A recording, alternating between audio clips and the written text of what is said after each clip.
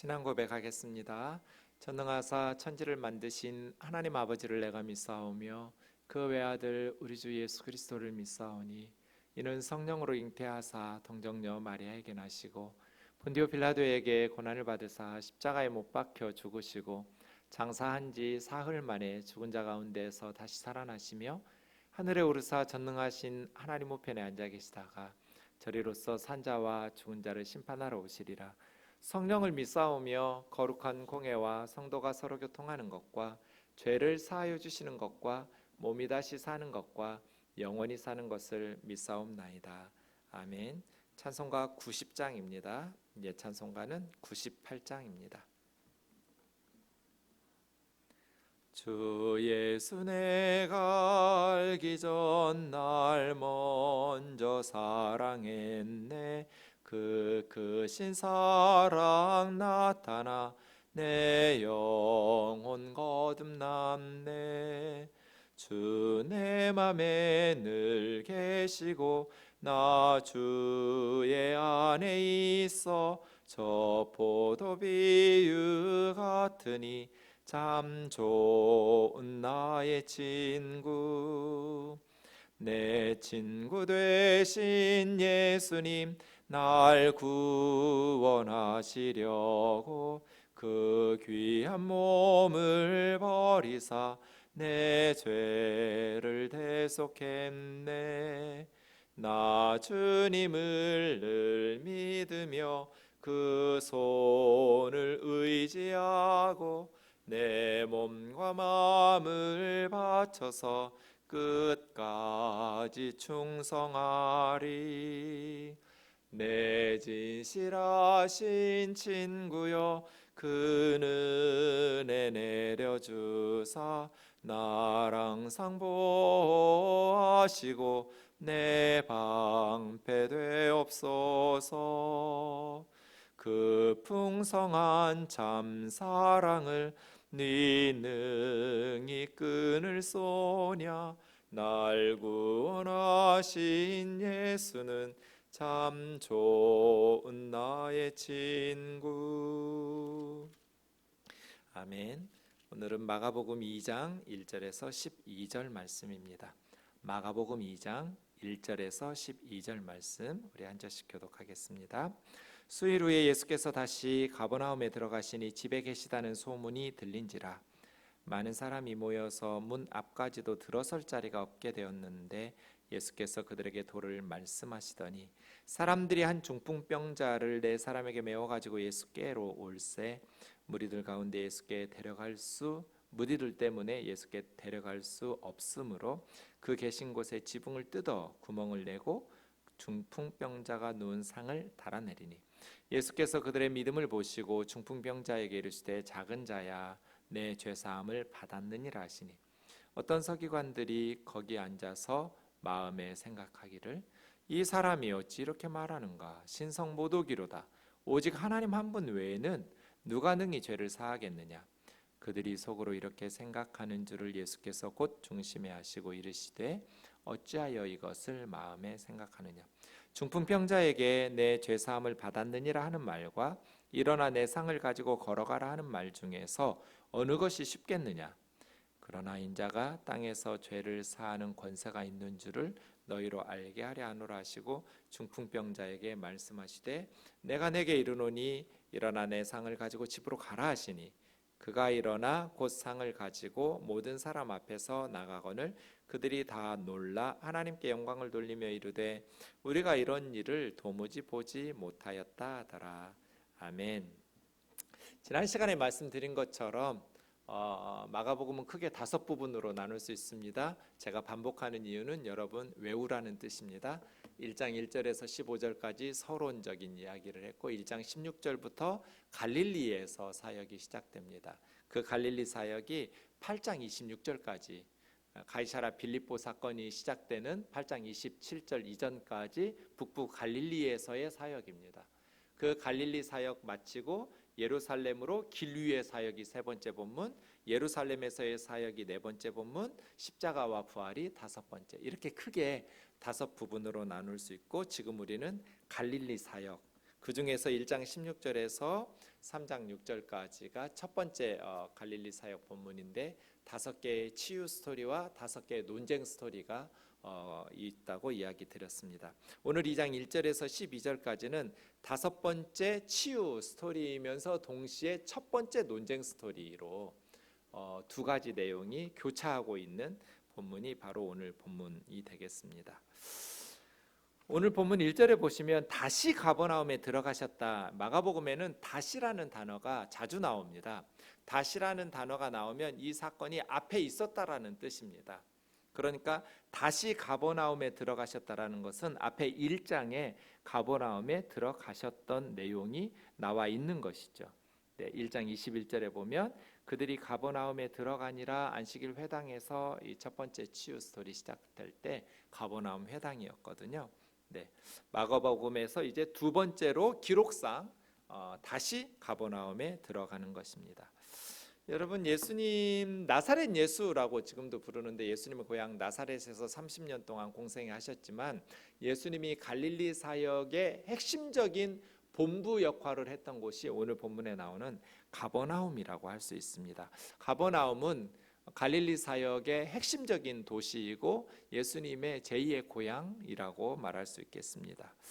예수님께서 집에 계시다는 소문, 예수님 늘 돌아다니시면서 순회 전도를 하셨기 때문에 집에 항상 계시진 않았겠죠.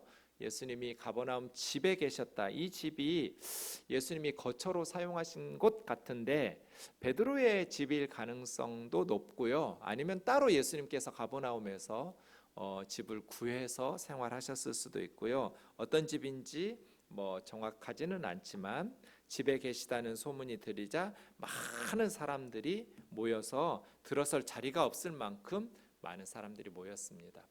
당시 사람들이 예수님에게 모여든 이유는 호기심들이었겠죠. 예수님께서 베푸시는 어떤 기적들을 보기를 원해서 유대인은 표적을 구하고 이렇게 바울이 고린도서에서 말하는 것처럼 지금처럼 TV가 있는 것도 아니고 영화나 극장에 가서 영화를 볼 수 있는 것도 아니고 저 어릴 때 시골에서 가끔 마술 같은 거, 서커스 같은 거 하면 막 온 동네 사람들이 다 몰려 나가가지고 구경하고 그랬던 기억이 납니다. 예수님 당시에 TV가 있었겠어요? 컴퓨터가 있었겠어요? 예수님이 오시면 이보다 더 흥미진진한 일들이 없었겠죠. 많은 병자들을 고치시니까요. 온 동네가 모여들었어요. 근데 예수님께서 2절 보세요. 예수께서 그들에게 도를 말씀하시더니, 그러니까 많은 사람들이 호기심 속에 기적을 베푸시는 것을 보기를 원했어요. 그런데 예수님은 모인 사람들에게 기적을 베푸시지 않고 도를 가르치셨어요. 이 도라고 번역한 단어가 로고스예요. 로고스, 말씀이에요. 그러니까 하나님의 말씀을 말씀하시더니 가르치신 거죠. 지난 시간에도 말씀드렸지만 예수님 사역의 가장 중요한 사역은 병자 고치시고 치유하는 것이 아니라 말씀 사역이었어요. 모여든 사람들에게 예수님은 말씀을 전하시고 가르치는 것이죠. 치유도 중요하죠. 질병으로부터 고침받는 건 매우 중요하지만 그것이 본질은 아니다. 교회의 본질적인 사역도 예수님의 사역과 같아야 한다. 말씀 사역이어야 된다. 어떤 것도 말씀을 가르치고 배우는 것보다 더 앞설 수는 없는 것이죠. 그래야 영혼이 고침받을 수 있기 때문이에요. 육신만 고치는 것이 중요한 것이 아니라 말씀을 듣고 배우고 말씀을 전하고 가르치는 우리 교회가 말씀의 기초 위에 세워지는 교회 되기를 원합니다. 산상설교 마지막 부분이 모래 위에 지은 집과 반석 위에 지은 집이잖아요. 그 기초는 말씀이잖아요. 하나님의 말씀을 듣고 순종하는 사람은 그 인생이 반석 위에 지은 슬기로운 사람 인생이고, 하나님의 말씀 위에 집을 짓지 않고 말씀을 듣고 순종하지 않는 사람은 모래 위에 집을 지어서 더 빨리 더 높고 넓고 크게 집을 지을 수는 있을지 모르지만 하나님의 심판 앞에 비가 오고 바람이 불면 다 허물어져 버릴 인생이라는 거잖아요. 말씀 없는 학벌, 지식, 말씀 없는 명예, 말씀 없는 재산과 물질, 이건 다 모래 위에 지은 집이에요. 그래서 반석 위에 지은, 말씀 위에 지어지는 우리의 삶도 신앙도 언제나 말씀이 가장 중요한, 날마다 말씀인, 하나님의 말씀인 성경을 연구하고 묵상하고 암송하고 말씀을 듣고 배우려는 일에 열심을 내고, 제가 사탄이라면 말씀 못 듣게 할 것 같아요. 기도도 열심히 하게 하고 기적도 많이 베풀게 하고, 그런데 하나님의 말씀 듣는 것에 대해서 지루하게 하고 집중력 흐트러뜨려 놓고, 왜냐하면 말씀은 검이거든요. 그래서 사탄의 나라를 무너뜨리고 붕괴시켜요. 말씀이 들어가는 사람은 절대로 무너뜨릴 수가 없어요. 그래서예요. 그 하나님의 말씀이 우리 안에 항상 은혜 가운데 기쁘게, 영적으로 건강할 때는 말씀이 달아요, 꿀송이처럼. 그런데 영적으로 병들고 침체에 빠지면 말씀이 달지가 않아요. 위험한 거죠. 그래서 늘 하나님 앞에서 하나님의 말씀의 은혜를 사모하면서 기도하고 준비하고 더 하나님 앞에 깨어 있으려는 노력들이 필요합니다. 많은 사람들이 모여들었는데 예수님은 그 사람들에게 도를 말씀하셨어요. 기적과 능력을 보기를 원하는 호기심 가득한 그들에게 하나님의 말씀을 가르치시고 전하신 것이죠. 그때 한 사람이 있었는데 중풍병자예요. 중풍병도 여러 종류가 있을 텐데 이분은 스스로 걸어서 올 수 없을 만큼, 그래서 사람들이 이 사람을 매트리스에 매어 가지고 왔어요. 그 네 사람이 매어서 오는 위에 누워서 왔는데 너무나 많은 사람들이 예수님의 집에 몰려들어 있어서 도저히 그 군중을 뚫고 들어갈 수가 없었어요. 그럼 어떻게 해야 될까요? 보통 사람들 같으면 다음에 다시 오려고 했을 것 같아요. 그런데 그 누워있는 사람과 내 친구들은 창의적인 생각을 했어요. 당시 이스라엘 집은 건물 바깥쪽에서 지붕으로 올라가는 계단이 있었고요. 지붕은 조용하고 시원한 시간에 가족들이 사용할 수 있도록 평평하게 만들어서, 지금처럼 유리문에 거울이, 창문이 있었겠어요?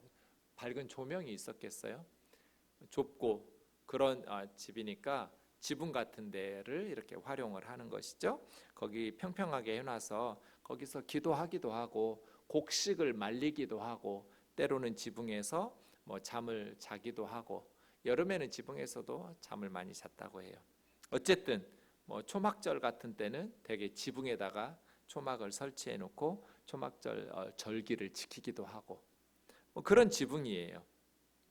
지붕을 만들 때는 대들보로 일정한 간격을 배치하고 그 위에 작은 나무 토막으로 촘촘하게 올려놓은 다음, 그 다음에 나뭇가지나 풀을 두껍게 깔고, 그 다음에 회반죽으로 한 차례 덮고, 그 다음 진흙으로 다시 덮어서 평평하게 다져서 딱딱하게 굳어지면 지붕이 돼요.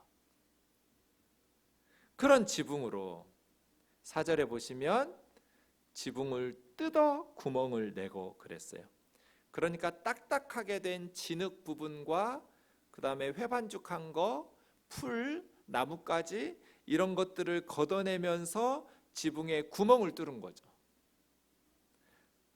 그리고 나서 이 매트리스를 내려야 되는데 예수님 앞으로 이게 한쪽이 기울어지면 이 사람 떨어져서 큰일 나겠죠? 그러니까 평평하게 수평을 유지하면서 이렇게 조심조심 천천히 내려. 여러분 그 장면을 상상해 보면 웃기기도 하고 가슴 아프기도 하고, 얼마나 간절하면 그 사람, 많은 사람들 앞에서 나 2번 죽이냐? 그렇게 창피하게 온 갈릴리에 소문 쫙 퍼지게 그럴 수도 있잖아요. 저 같으면 참 싫었을 것 같아요. 나중에 다시 오자 했을 것 같아요. 그런데 예수님이 언제 오실지 모르고 예수님 앞으로만 나아가면 이 중풍병을 고칠 수 있다는 믿음이 있었기 때문에 지붕을 뚫어버린 것이죠. 5절에 보면 예수께서 그들의 믿음을 보시고 그러셨어요. 사람들은 그 내려오는 사람들, 내리는 친구들을 봤어요. 그런데 예수님은 그 사람을 보셨다고 하지 않았어요. 그들의 행동을 보셨다고 하지 않고 그들의 믿음을 보셨다 이렇게 말했어요. 그들의 행동에 담겨져 있었던 사람들의 육신의 눈으로는 볼 수 없었던 마음, 그들의 마음 속에 있었던 믿음, 이걸 보신 거죠. 주님은 그들의 믿음은 그 내 친구뿐 아니라 매트리스 위에 누워있는 그 환자들까지 포함되겠죠. 환자까지. 그들의 믿음. 여러분, 마가복음에는 치유 스토리가 많아요. 질병을 고쳐주시는 치유에 대한 말씀들이, 많은 사건들이 나오는데 그 중에 딱 4번만 믿음이라는 단어를 썼어요.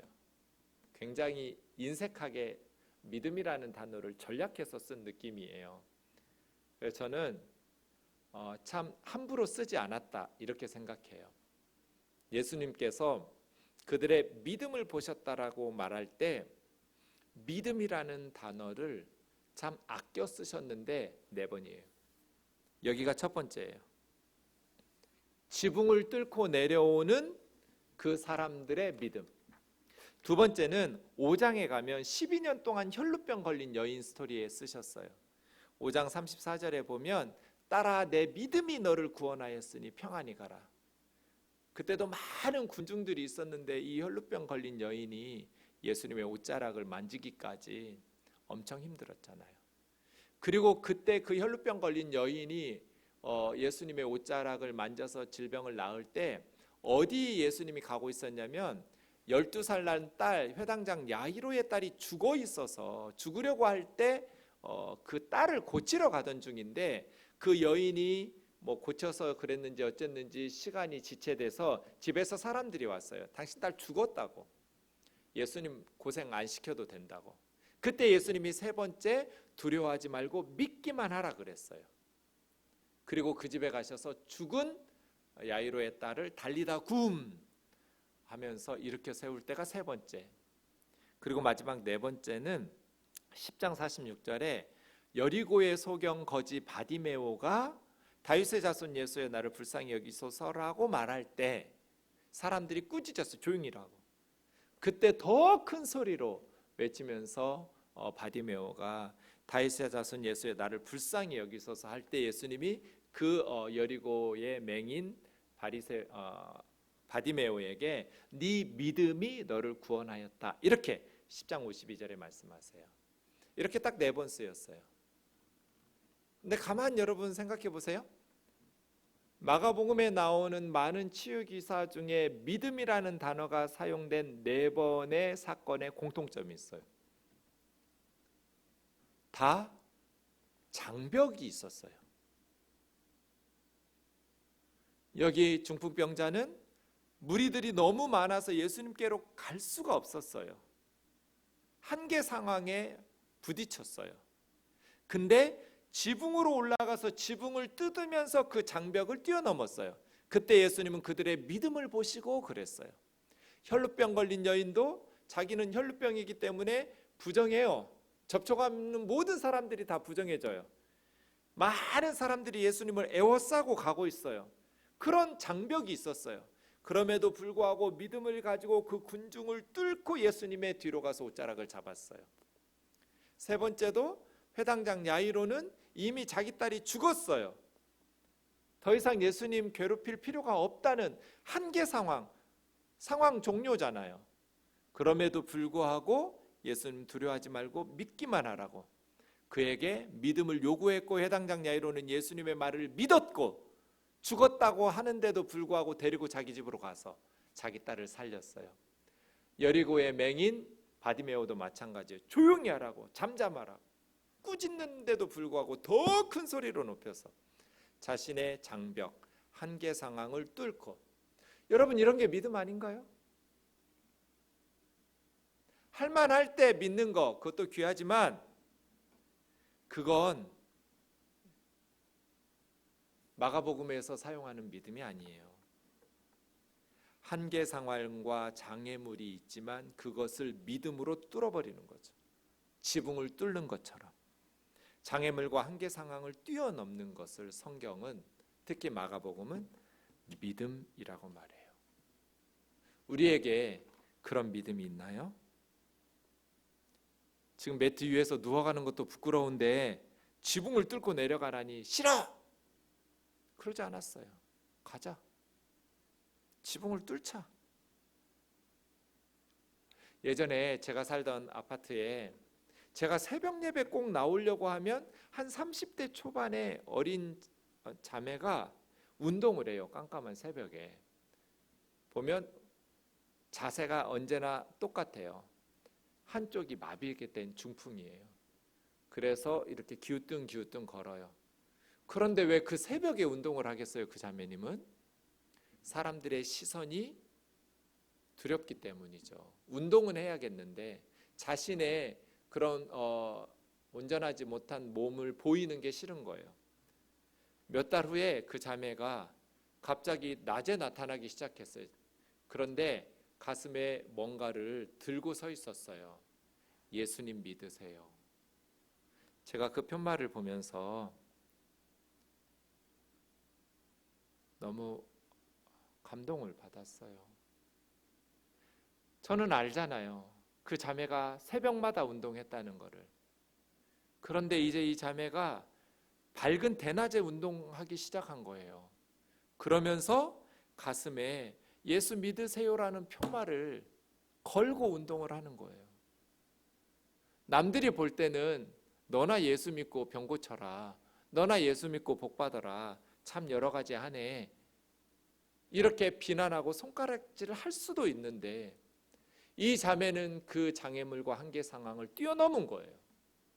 그 몇 달 안에 어떤 일이 있었는지 알 수 없지만, 어느 교회를 나가는지도 알 수 없지만 예수님 믿으세요 라는 그 자매의 모습을 보면서 저 자신을 돌아보고 회개했던 적이 있습니다.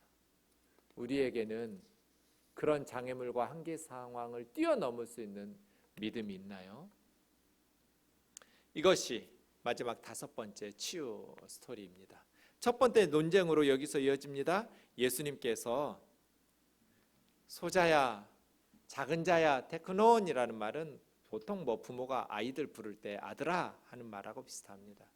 하나님 아들이란 뜻이에요. 아들아, 내 죄사함을 받았느니라. 이렇게 말했기 때문에 논쟁이 시작됩니다.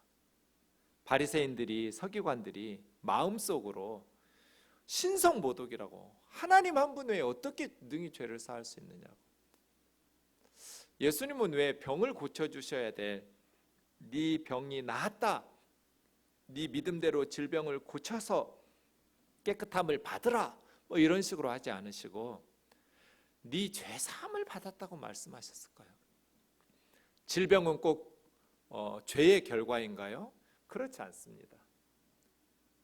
그러나 이 사람은 어떤 죄인지 구체적으로 언급하지 않았지만 본인이 그런 죄책감에 시달리고 있는 거잖아요.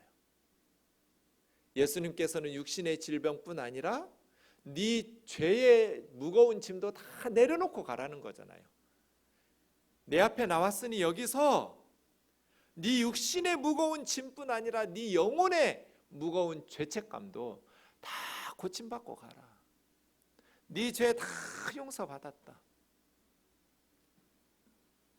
어떤 죄인지, 모든 질병이 다 죄의 결과라고 말씀하신 건 아니지만 그렇게 그래야 그 사람의 인생의 응어리가 풀어지잖아요.